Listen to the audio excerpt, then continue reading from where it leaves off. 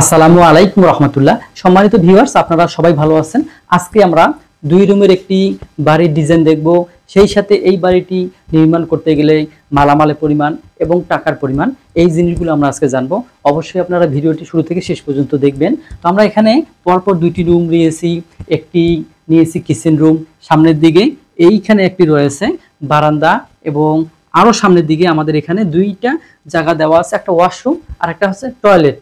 যেহেতু এই বাড়িগুলো সচরাচর গ্রামে হয়ে থাকে, এই কারণে দেখা যায় যে অনেকে কি করে মেইন বিল্ডিং এর থেকে বাইরে আমার ওয়াশরুম বা গোসলখানা বা টয়লেটটা রাখতে চাই। এই কারণে আজকে এই যে বাইরের দিকে এই রুমগুলো রাখা হয়েছে। তো আমরা মাপ সহকারে খরচ জানবো, সেই সাথে বিভিন্ন মালামালের রেট সম্বন্ধে আমরা জানবো। তো আমাদের এখানে যে জায়গা রয়েছে, এই জায়গা আমরা যদি আউট টু আউট নেই তাহলে আমাদের 25 ফিট লাগবে, এবং আমরা যদি এখান থেকে এইটা আউট নেই তাহলে আমাদের 20 ফিট জায়গা লাগবে। এইখানে এখন আরো কিছু জায়গা আছে বাড়তি। আমরা এখান থেকে যদি এই অংশটা নেই তাহলে আমরা মাপ পাবো 27 ফিট। তো আপনাদের জায়গা অনুযায়ী হয়তো বা 2 ফিট 1 ফিট কম বেশি হতে পারে, তবে জায়গা যেমন ভাবে আছে আপনারা সেইভাবে করতে পারেন। এখন আমরা দেখব আমাদের রুম কোথায় কোথায় আছে। আমাদের এখানে কিন্তু দুইটা বেডরুম রাখা হয়েছে। একটা বেডরুমের সাইজ একটু বেশি, একটা কম, তবে চাইলে আপনারা দুইটা বেডরুমে সমান সমান করে নিতে পারেন। এখন মাপগুলো কত হবে, আমি এই যে চাইল্ড বেড বা ছোট বেডটারে নিয়েছি, এখানে একটা নিয়েছি, দুইটা। এখন এটা হচ্ছে ছোট রুম, এটা একটু বড় রুম। তো যাই হোক, আপনারা সমানভাবে দুই ভাগে ভাগ করতে পারেন। তো এখানে 10 ফিট 6 ইঞ্চি বা হচ্ছে 12 ফিট। দেখেন এই দিক থেকে 10 ফিট, এই দিক থেকে 12 ফিট। এই মাপটা কিন্তু ভিতরে ভিতরে মাপ, এর বাইরেও আপনার 5 ইঞ্চি ওয়াল, এদিকে আছে 5 ইঞ্চি ওয়াল। তো আমরা এই রুমটা যদি যাব তাহলে আমাদের এই রুমের মাপ হবে 13 ফিট বাই 12 ফিট। তবে আপনারা দুইটাই সমান করে দিতে পারেন, আপনাদের সুবিধা মতো করে নিতে পারেন। এখন আমরা দেখব আমাদের এইখানে কিন্তু একটা কিচেন রুম রয়েছে। কিচেন রুম, এই কিচেন রুমের সাইজটুকু আপনাদের পছন্দের উপর আপনারা দিতে পারেন। এই মাপটা আমি এখানে যেটা দেখাইলাম সেটা হচ্ছে 8 ফিট, এদিকে হচ্ছে 6 ফিট 6 ইঞ্চি, এদিকে 6 ফিট 6 ইঞ্চি, এদিকে হচ্ছে 8 ফিট। এখন আমাদের এই জায়গায় ব্যালকনি হিসাবে থাকবে বা আপনার বারান্দা হিসেবে থাকবে, যেভাবে আপনারা ইউজ করেন। তো যাই হোক, আমরা এটা দেব, মাপটা দেব আমরা এখান থেকে। এই মাপটা আমরা পাবো 15 ফিট 6 ইঞ্চি, এবং এখান থেকে এই মাপটা পাবো আমরা 6 ফিট 6 ইঞ্চি। বিশাল বড় একটা জায়গা, এটা আপনারা ড্রয়িং কাম ডাইনিং হিসেবে ব্যবহার করতে পারেন।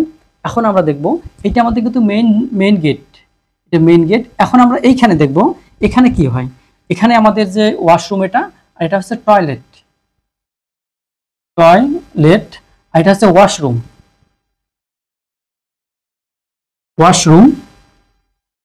এটা হচ্ছে ওয়াশরুম, এটা টয়লেট। এখন টয়লেটের সাইজটা কতটুকু দিবেন এটা আপনাদের পছন্দ অনুযায়ী আপনারা কম বেশি করতে পারেন। তবে এখানে আমি যেটা দেখাবো সেটা হচ্ছে 3 ফিট 6 ইঞ্চি, বা এদিক থেকে আমরা দেখাবো যে 6 ফিট 6 ইঞ্চি। তবে আপনাদের জায়গা অনুযায়ী কম বেশি হতে পারে।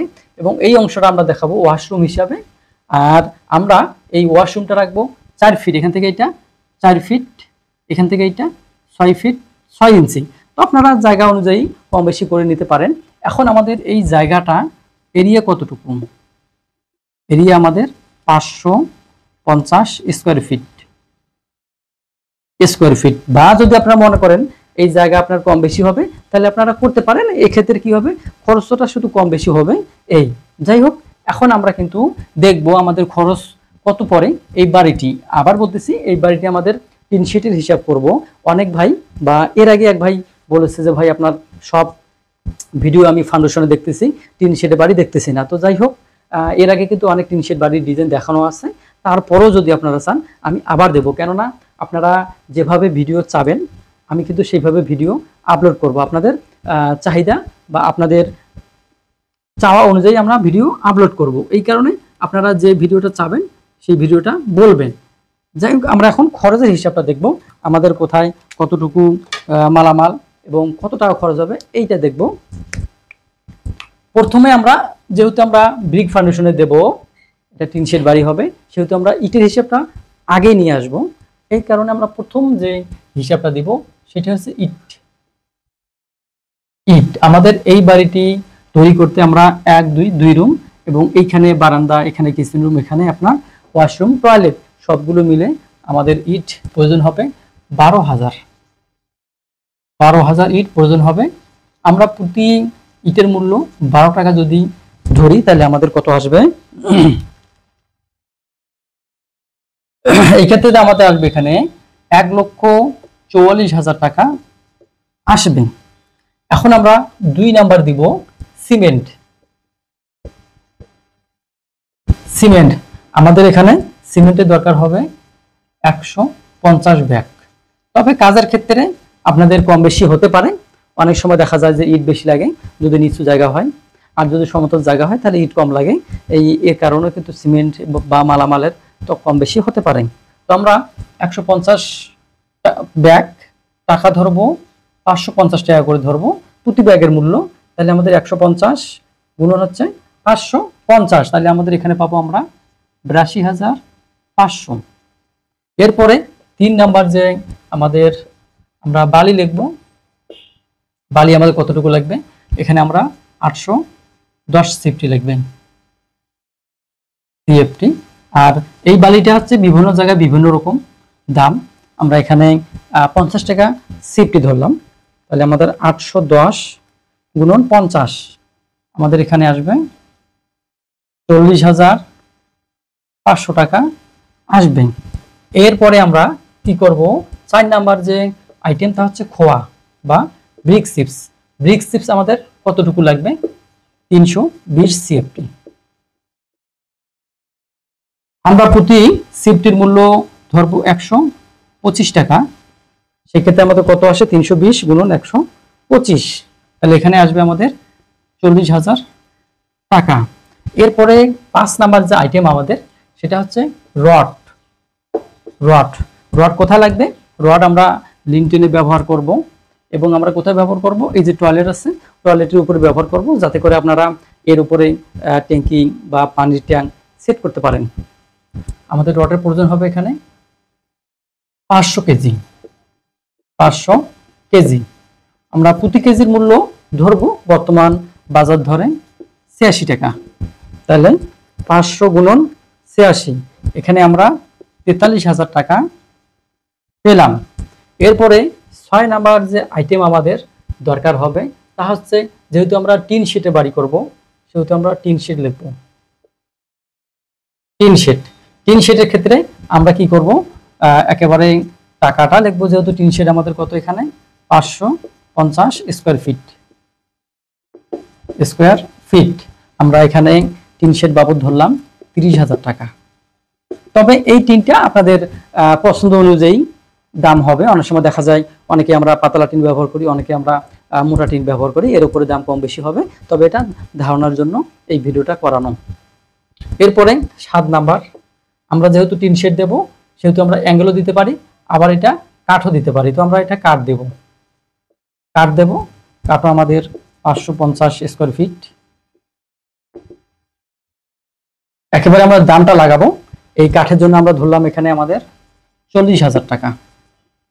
কাঠেরও আবার অনেক সময় ভাগ আছে, অর্থাৎ বিভিন্ন গাছের কাঠের রেট বিভিন্ন রকম হয়ে থাকে। এরপরে 8 নাম্বার যে আইটেম, 8 নাম্বার আমাদের প্লাস্টিকের স্টিলের দরজা আমরা দেব আগে, তাহলে জানলা দেব, কোনো সমস্যা নেই। তবে আমরা কাঠের আগে ধরবো। কাঠের এই যে এইটা আমরা কাঠের ধরলাম D1 বা ডি, তাহলে এটা কাঠের দরজা, তাহলে আমরা লিখব কাঠের দরজা। কাঠের দরজা বাবদ, কাঠের দরজা আমাদের 2 পিস। আমরা 2 পিসের কাঠের দরজার জন্য লিখব 12 দুগুণা 24, তাহলে আমরা 36,000 লিখব। 18,000 করে ধরবো।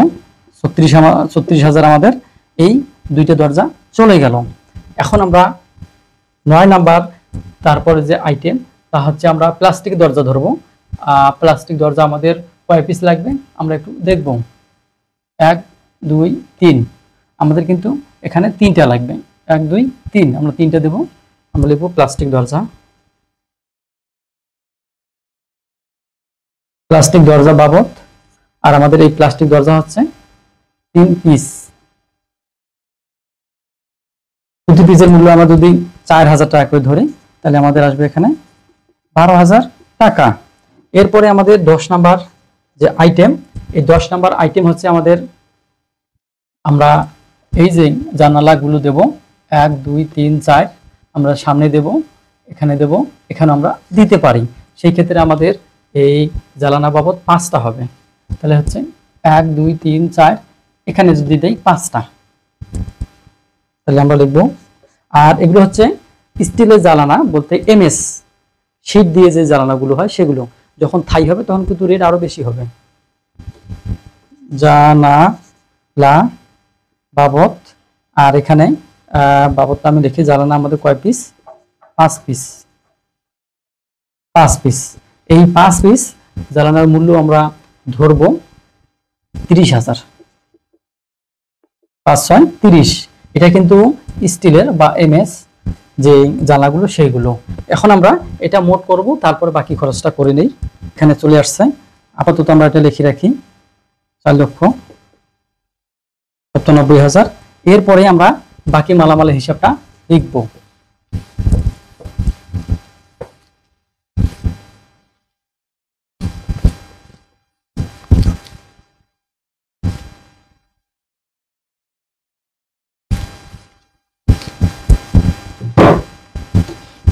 এরপর আমাদের 11 নাম্বার যে সিরিয়ালে হবে তা হচ্ছে যে main gate. Main gate 1 piece. 1 piece main gate হচ্ছে আমাদের এইটা, এটা হচ্ছে মেইন গেট। আর এগুলো হচ্ছে D2 দেই, D2 দিয়ে দিলাম। মেইন গেট, আমাদের মেইন গেট আমরা 1 পিস দেব, সরাসরি আমরা এটা দাম লাগাবো। তো মেইন গেট আপনারা এখানে এমএস দেওয়া আছে, আপনারা স্টিলও দিতে পারেন, এসএস দিতে পারেন। এসএস এর ক্ষেত্রে রেটটা আরো বেশি হবে। তো আমরা এমএস হিসাবে যে দামটা লাগাবো এখানে 30,000। এরপরে 12 নাম্বার যে আইটেম আমাদের, তা হচ্ছে আমাদের এখন মালামালগুলো নিব আমরা ইলেকট্রিক মালামাল। ইলেকট্রিক মালামাল, ইলেকট্রিক মালামাল বাবদ আমাদের এখানে খরচ আসবে 25,000 টাকা। এরপরে আমাদের 13 নাম্বার যে আইটেম তা হচ্ছে স্যানিটারি মালামাল। স্যানিটারি মালামাল, স্যানিটারি মালামাল আমরা 20,000 টাকা লাগবে আমাদের। এরপরে 14 নাম্বার যে আইটেম তা হচ্ছে রাজমিস্ত্রি। আর এই রাজমিস্ত্রি হচ্ছে বিভিন্ন জায়গায় বিভিন্ন রেট হতে পারে, তবে আপনাদের এলাকার যে রেট আপনারা সেই রেট হিসাবে ধরবেন। তো রাজমিস্ত্রির জন্য আমরা এখানে 1 লক্ষ টাকা খরচ হবে আমাদের। এরপরে 15 নাম্বার যে আইটেম আমাদের তা হচ্ছে যে ইলেকট্রিক লেবার। ইলেকট্রিক মিস্ত্রি, মিস্ত্রি বাবদ, ইলেকট্রিক মিস্ত্রি যারা কাজ করবে, লেবার মিস্ত্রি, তাদের জন্য যে বাজেট তা হচ্ছে আমরা 10,000 রাখলাম, সবগুলো ফিটিংস সহকারে। এরপরে 16 নাম্বার আছে স্যানিটারি। স্যানিটারি মিস্ত্রি বাবদ আমরা স্যানিটারি মিস্ত্রি বাবদের জন্য দেব এখানে 8,000 টাকা। এই হলো আমাদের আজকে মোট খরচ। আমরা এখন টোটালটা করব। এরপরও আপনাদের মডিফাই করতে, আরো উন্নত করতে যে মালামালগুলো লাগবে আপনারা সেভাবে হিসাব করবেন। এখন আমি মোট হিসাব আসি, আমাদের এতটুকু কতটুকু বা কত টাকা খরচ হবে। 30,000, 25,000, 20,000 যোগ 1 লক্ষ যোগ হচ্ছে 10,000 যোগ 8,000, এই যে আমাদের 6,90,000 টাকা এ পর্যন্ত খরচ হবে। তবে এখনো ফিনিশিং কাজ বাকি আছে, যেমন এখানে যে টাইলস ধরা হয়নি, অর্থাৎ টাইলসের রেট বাদ দেওয়া আছে এবং রং বাদ দেওয়া আছে, ভিতরে বাহিরে এই রংগুলো বাদ দেওয়া আছে। তো এটা বাদ দিয়েই আপনার প্রায় 6,90,000 বা সে আমরা 7 লক্ষ ধরতে পারি যে আমাদের এই বাড়িটি এতদূর পর্যন্ত করতে 7 লক্ষ টাকা খরচ হবে। এরপরও কিন্তু আরো খরচ আছে, অর্থাৎ একটা এই যে এই বাড়িটা আপনাকে সম্পূর্ণভাবে যদি আপনারা কমপ্লিট করতে যান তাহলে কিন্তু আমার আরও এখানে টোটাল করতে হবে প্রায় 9 লক্ষ টাকার আশেপাশে।